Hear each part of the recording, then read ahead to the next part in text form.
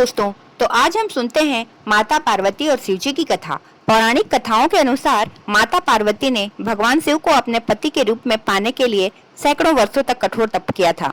उनकी तपस्या को देखकर देवताओं ने शिव जी से देवी पार्वती की मनोकामना पूरी करने की प्रार्थना की थी। इसके बाद भोलेनाथ ने सप्तऋषियों को पार्वती जी की परीक्षा लेने के लिए भेजा। इस परीक्षा के दौरान सप्तऋषियों ने शिव जी के ढेरों अवगुणों को बताते हुए माता पार्वती से शिव जी से विवाह न करने को कहा, लेकिन पार्वती जी अपने निर्णय से टस से मस नहीं हुई। इस पर खुद भोलेनाथ ने पार्वती की परीक्षा लेने का निर्णय लिया। माता पार्वती के तप से प्रसन्न होकर शंकर जी उनके सामने प्रकट हुए और उन्हें वरदान देकर अंतर्ध्यान हो गए।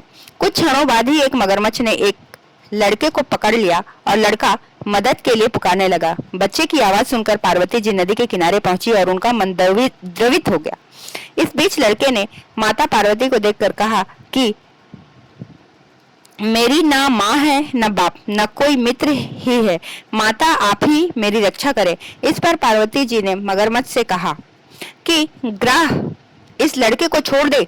इस पर मगरमच्छ ने कहा कि दिन के छठे पहर जो मुझे मिलता है उसे आहार बनाना मेरा नियम है। पार्वती जी ने विनती करने पर मगरमच्छ ने लड़के को छोड़ने के बदले में पार्वती जी के तप से प्राप्त वरदान का पुण्य फल मांग लिया। इस पर पार्वती जी तैयार हो गई। मगरमच्छ ने बालक को छोड़ दिया और तेजस्वी बन गया।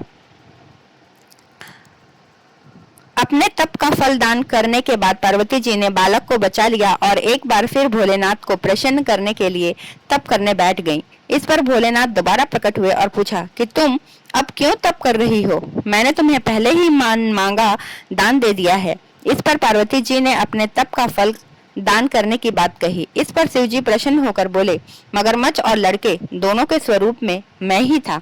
मैं तुम्हारी परीक्षा ले रहा था कि तुम्हारा चित्त प्राणी मात्र में अपने सुख दुख का अनुभव करता है या नहीं।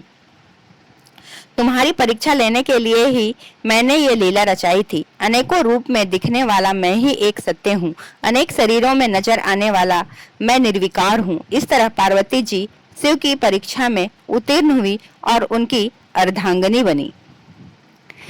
दोस्तों, अगर आपको ये मेरी कहानी अच्छी लगी हो तो इस चैनल को सब्सक्राइब करना बिल्कुल ना भूलें। धन्यवाद।